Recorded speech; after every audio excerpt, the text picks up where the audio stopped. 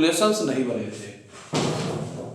तो लीनियस को अगर देखा जाए तो मॉडर्न टैक्सोनॉमिस्ट कहा जाता है कि लीनियस के इस टाइम से ही जो मॉडर्न टैक्सोनॉमी की स्टार्टिंग मानी जाती है, क्योंकि इन्होंने बाइनॉमियल सिस्टम दिया था। इससे पहले जिस साइंटिस्ट का मनाया जैसा चाहे वैसा नाम रखा था, तो उनके नामों में बहुत सारी कंट्रोवर्सी थी, कोई रूल्स ऑफ रेगुलेशन नहीं था। तो एपी डे कैंडोले के बाद देखा जाए लीनियस का क्लासिफिकेशन में बहुत कंट्रीब्यूशन रहा है। लीनियस ने आईसीबीएन की स्थापना की थी, कोशिश की थी कि कुछ रूल्स ऑफ रेगुलेशन बने, कुछ नियम बने जिससे प्लांट का नॉमेनक्लेचर किया जाए। तो प्लांट का नॉमेनक्लेचर करने का एक उद्देश्य और भी था कि लोकल नेम तो अलग अलग रखते हैं, अलग अलग भाषाओं में होते हैं, लेकिन जो साइंटिफिक नेम रखा जाए इनके अनुसार वो पूरी दुनिया में एक ही होगा, इसलिए इनका साइंटिफिक नाम रखा गया। फिर उन्होंने डिसाइड किया कि साइंटिफिक नेम कैसे रखे जाएंगे, उसको लोग नॉमेनक्लेचर दिया जो हम नेक्स्ट उस पर पढ़ाएंगे। तो एक जीनस का नाम रखा इन्होंने, एक स्पीसीज का नाम रखा। जीनस का नाम किसी आथर के नाम पे इस तरीके से रखे जाएंगे और जीनस को कैपिटल लेटर्स में लिखेंगे, स्पीसीज को स्मॉल लेटर्स में लिखेंगे।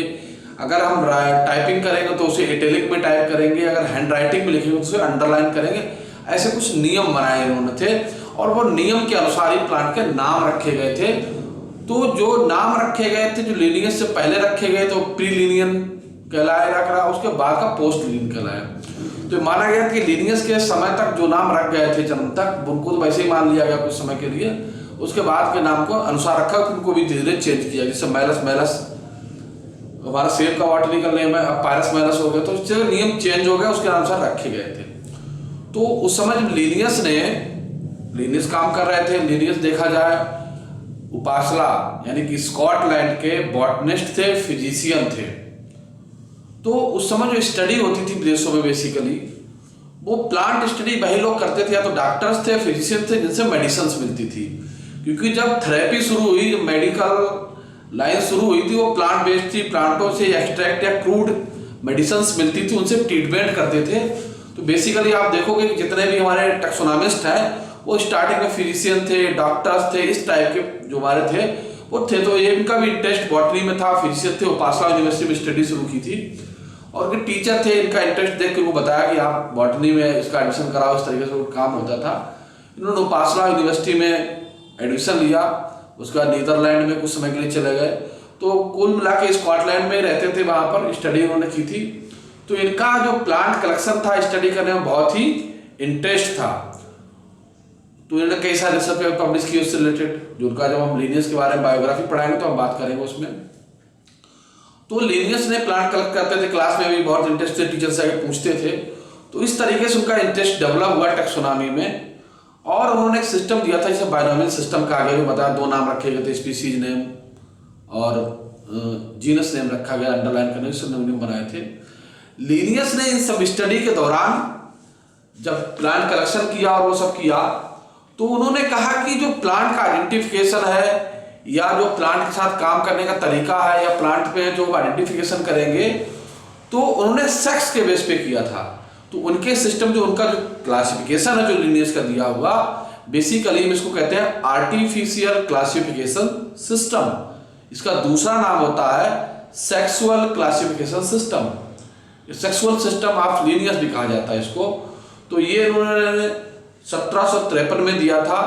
लीनियस ने अपने जो क्लासिफिकेशन दिया था वो स्पीसीज प्लांटेरम नामक एक बुक लिखी थी इन्होंने, उसमें इन्होंने उसको पब्लिश किया था।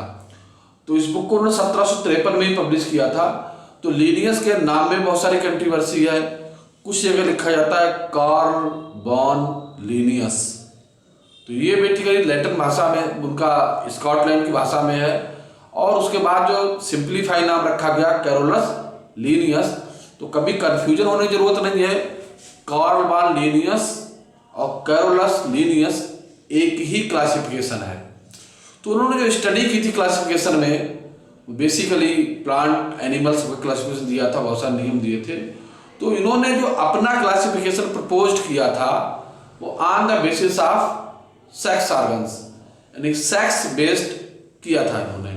और जो स्टडी की थी क्लासिफिकेशन देने के लिए प्लांट की स्टडी कर रहे थे, तो टर्नफोर्ड एक साइंटिस्ट थे, उनकी जो सिस्टम था उसको स्टडी किया और उनके सिस्टम को स्टडी करने के बाद इन्होंने अपना एक खुद का सिस्टम डेवलप किया जिसे कहा गया the sexual system of classification of Linnaeus कहा गया। तो इसके हम बारे में बात करेंगे कि लीनियस ने पूरा जो प्लांट था, जो एंजियोस्पर्मिक प्लांट थे, उनको 24 क्लासों में डिवाइड कर दिया इन्होंने पूरे उसको किंगडम को। तो आज हम उसके बारे में कुछ बात करते हैं कि सबसे पहले उन्होंने दिया था मोनेंड्रिया। पहला क्लास था मोनेंड्रिया। मोनो माने सिंगल, एंड्रोसियम से बना एंड्रिया यानी कि male reproductive organ means stamen. तो इन्होंने टर्म यूज किया था एंड्रिया। तो इसमें देखा गया कि मोनोएंड्रिया यानी कि एक स्टामिन, ऐसे प्लांट ग्रुप जिनमें केवल सिंगल स्टामिन पाया जाता है, उन्होंने उन सभी प्लांटों को, चाहे वो मॉर्फोलॉजिकल सिमिलर थे या नहीं थे, उनको मोनोएंड्रिया क्लास में रखा जिनमें सिंगल स्टामिन होता था। और उसका एग्जाम्पल है लेमिना। तो लेमिना हमारा एक्वोटिक प्लांट है, स्मॉलेस्ट प्लांट भी है। फिर दूसरा हमारा आया था डाईएंड्रिया। डाई माने टू, एंड्रस मींस एंड्रिया, यानी कि ऐसे प्लांट जिनमें 2 स्टामिन थे। वो किसी प्लांट, किसी हो, एक्वोटिक हो, टेरेस्ट्रियल हो, कहीं किसी मॉर्फोलॉजिकल डिफरेंट हो, लेकिन अगर उनके 2 स्टामिन तो ग्रुप में रखा गया डाईएंड्रिया। और प्लांट उसमें हमारा इंपॉर्टेंट है बेरोनिका। अगला हमारा ट्राईएंड्रिया यानी कि 3 स्टामिन जिनमें लगे रहते हैं, ऐसे प्लांट को रखा गया ट्राईएंड्रिया में। इसका एग्जाम्पल है आयरिस, इसमें 3 स्टामिन मिलते हैं। फिर है टेट्राएंड्रिया यानी कि 4 एंथर स्टामिन वाले प्लांट को टेट्राएंड्रिया में रखा गया, इसमें मेंथा स्पीसीज है इसमें। फिर है पेंटाएंड्रिया यानी कि 5 स्टामिन वाले इसमें रखा गया, ग्रुप में रखा गया, पेंटाएंड्रिया में रखेगा सभी प्लांट, जैसे प्रिमुला इसका एग्जाम्पल। फिर अगला हमारा आता है हेक्साएंड्रिया। तो हेक्साएंड्रिया में ऐसे सब प्लांट रखे गए थे कि जिनमें स्टामिन की संख्या 6 होती है, उसका रूमेक्स हमारा प्लांट है। हेप्टाएंड्रिया, इसमें 7 मिलते हैं स्टामिन।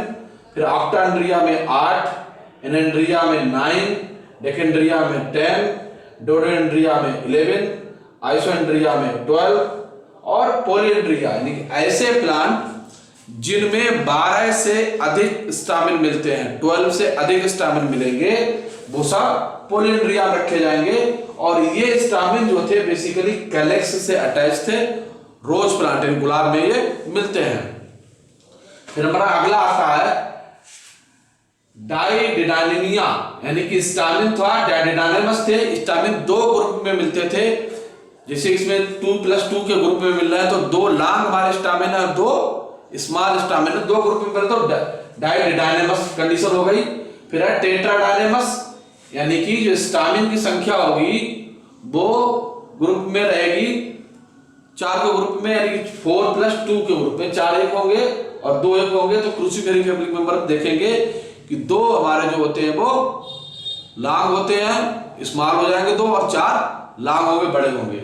फिर है मोनोडल्फी यानी कि जिसमें स्टामिन बजाय अलग अलग लगने के एक ग्रुप में मिलते हैं, एक कंपाउंड ग्रुप में मिलते हैं, बंडल में मिलेंगे, तो उसको हम कहेंगे मोनोडल्फिया या मोनोडल्फस स्टामिन। उसमें सिंगल बंडल मिलता है। डाइडल्फस में 2 बंडल मिलेंगे जिसमें हमारा मालवेसी फैमिली के आते हैं। फिर हमारा पॉलीडल्फिया यानी कि जिसमें स्टामिन के कई सारे ग्रुप मिलेंगे, सभी स्टामिन जो होंगे वो एक बंडल में लगे रहेंगे, तो उस कंडीशन को लेंगे हम पॉलीडल्फिया। अगला हमारा कंडीशन आती है सिनजेनेसिया कंडीशन यानी कि सिनजेनेसिस। तो सिनजेनेसिस ऐसे स्टामिन होते हैं जिसमें एंथर लोब आपस में यूनाइट होते हैं, नीचे से फ्री होते हैं, लेकिन एंथर जो ऊपर होते हैं, एंथर मींस जैसे ये हमारा स्टामिन है, तो ये तो एंथर पूरे ग्रुप में स्टामिन में अरेंज रहेंगे, लेकिन नीचे से फ्री होंगे, उस कंडीशन को कहते हैं सिनजेनेसिस कंडीशन। फिर गाइनेंड्रिया यानी कि ऐसे स्टामिन जो गाइनेसियम से अटैच रहते हैं, उन्हें हम गाइनेंड्रिया कहते हैं। तो गाइनेंड्रिया जो बेसिकली है अरेस्टोलेकिया, अरेस्टोलेकिया हम कहते हैं, जो बड़ा अच्छा फ्लावर क्लाइंबर है उसमें लगे रहते हैं। फिर हमारा अगला प्लांट हमारा आता है मोनोसिया। तो मोनोसिया हमारा अगला होगा मोनोसियस और डायोसियस। तो मोनोसियस और डायोसियस में क्या होता है, जब मेल और फीमेल यानी कि ऐसे प्लांट जिनमें एक ही प्लांट पर दोनों मिलते हैं, तो वो मोनोसियस कहलाते हैं। फ्लावर चाहे अलग अलग हो जाए कोई बात नहीं। डायोसियस में क्या होता है कि मेल और फीमेल फ्लावर सेपरेट प्लांट पे मिलेंगे, अलग अलग प्लांट पे मिलेंगे तो वो डायोसियस कहलाते हैं। मोनो माने होता है सिंगल ओसियस माने घर, यानी कि एक घर में ही मिलेंगे दोनों मेल फीमेल तो मोनोसियस, और अलग अलग घर में मिलेंगे तो डायोसियस। मींस एक ही प्लांट पर अगर मिल रहे हैं दोनों तो मोनोसियस कंडीशन होगी, और सेपरेट प्लांट पर मिल रहे हैं तो डायोसियस कंडीशन होगी। तो इसमें रखा गया। फिर अगला हमारा इसमें ग्रुप आया हमारा पॉलीगैमिया। तो पॉलीगैमस जो थे, जो प्लांट हमारे पॉलीगैमस थे जिनमें कई सारे कंडीशंस पॉली मतलब यूनाइटेड थे, बहुत सारे फ्लावर्स उसमें, तो पॉलीगैमस कंडीशन। उसके बाद क्रिप्टोगैमिया, यानी कि ऐसे प्लांट जो लास्ट हमारा 24 हमारा क्लास था, इसमें वो सभी प्लांट रखे गए थे जिनमें फ्लावरिंग नहीं होती है। Crypto means hidden, gamete mean gamete, ऐसे प्लांट जिनके गैमीट छिपे रहते हैं उन्हें क्रिप्टोगैमिया ग्रुप में रखा गया। इसमें एल्गी, फंजाई और हमारा बैक्टीरिया, वायरस सभी को इस ग्रुप में शामिल किया गया। इस तरीके से देखा जाए कि जो लिनियस थे उन्होंने पूरे प्लांट किंगडम को 24 क्लास में डिवाइड किया था। लेकिन ये देखा जाए कि मार्फोलॉजिकली दूसरे कैरेक्टर्स को जब आइडेंटिफाई करेंगे तो उन प्लांट में बहुत सारी कंट्रोवर्सी थी। तो ये जो उनका सेक्सुअल रिप्रोडक्टिव सिस्टम था ये प्रैक्टिकली अनफिट था, इसलिए इसको उस समय रिजेक्ट कर दिया गया। लेकिन ऐसा नहीं कि उनके काम को रिजेक्ट कर दिया गया, प्रैक्टिकली सही नहीं माना गया। तो उनका कि कुछ और तरीके से प्लांट को अरेंजमेंट करते हैं। तो क्लासिफिकेशन बेसिकली क्या होता है, तो अरेंजमेंट ऑफ प्लांट। तो प्लांट को अरेंज करने के बहुत सारे तरीके थे। स्टार्टिंग में उन्होंने बताया था कि अरस्तु साहब ने अरेंज किए थे, तो यूज के अनुसार करे थे। थियोफ्रेस्टस ने भी कहे थे कौन से प्लांट हमारे मेडिसिनल प्लांट यूज है, कौन से फूड के लिए यूज है, कौन से शेल्टर के लिए यूज है। तो अलग अलग टाइप के लोगों ने अलग अलग करे थे। कुछ ने बीट्स को अलग करा, किसी ने क्लाइंबर को क्लासीफाई किया, किसी ने हर्ब, श्रब, ट्री। तो क्लासिफिकेशन था, अलग अलग समय में लोगों ने अलग अलग क्लासिफिकेशन को दिया और उनके अनुसार उन्होंने अपना बेस्ट माना। इन्होंने सेक्स के आधार पर दिया तो उन्होंने उसके आधार पर दिया, किसी ने फाइलोजेनिक आधार माना, जिसने तो फाइलोजेनिक आधार पर दिया। बेंथम हुकर ने नेचुरल का सिस्टम दिया, नेचर के जो कैरेक्टर थे उनके आधार सिमिलरिटी शो करके दिया उन्होंने। तो सबका अपना अपना अलग बेस था। तो इस तरीके से देखा जाए जो लीनियस क्लासिफिकेशन दिया, आज मैंने डिस्क्रिप्शन कर दिया है, ये मैं भी व्हाट्सएप पे भेज देंगे आपको। अब आप लोग क्या करें, आज हम आपको तीनों क्लासिफिकेशन आपको भेज देंगे, उनको नोट डाउन कर ले थोड़ा सा और बाकी जो पूछ ले।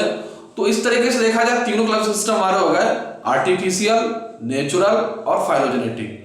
तो आर्टिफिशियल सिस्टम जो दिया था वो लिनियस ने दिया था, फाइलोजेनेटिक सिस्टम दिया था हचिंसन ने दिया था, और नेचुरल सिस्टम दिया था वो बेंथम एंड हुकर ने दिया था। ये तीन क्लासिफिकेशन आपके सिस्टम में है, इनमें से आपको क्वेश्चन मिल जाएगा। अब हम नेक्स्ट वीडियो जो हम बात करेंगे मंडे को हम पढ़ाएंगे नामनक्लेचर कि प्लांट का नामनक्लेचर क्यों आवश्यक है, नाम क्यों आवश्यक है, साइंटिफिक नेम, और किस आधार पे नाम को रखे गए थे, जो एक इंपॉर्टेंट पार्ट होगा इसका। और उसके बाद हम फिर प्लांट का डिस्क्रिप्शन शुरू करेंगे। तो आज हमें थोड़ा काम से जाना है, तो आज हम इतना संक्षिप्त टॉपिक ही पढ़ाएंगे। नेक्स्ट हम मिलते हैं मंडे को। ओके, कोई एनी क्यूरी? कोई क्वेश्चन किसी का? जी, हेलो हेलो, हाँ तो बता देना होगा, बाकी हम भेज देंगे। ठीक है मैटर।